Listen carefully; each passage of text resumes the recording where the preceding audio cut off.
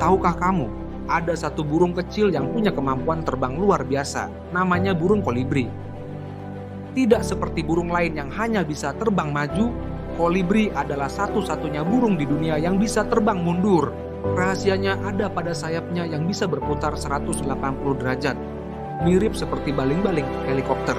Dengan gerakan cepat hingga 80 kali kepakan per detik, kolibri bisa melayang di udara, maju mundur, bahkan menyamping dengan sangat lincah. Kemampuan ini sangat berguna untuk mengisap nektar bunga sambil tetap melayang di tempat. Kecil, gesit, dan unik, kolibri benar-benar menjadi salah satu keajaiban dunia burung.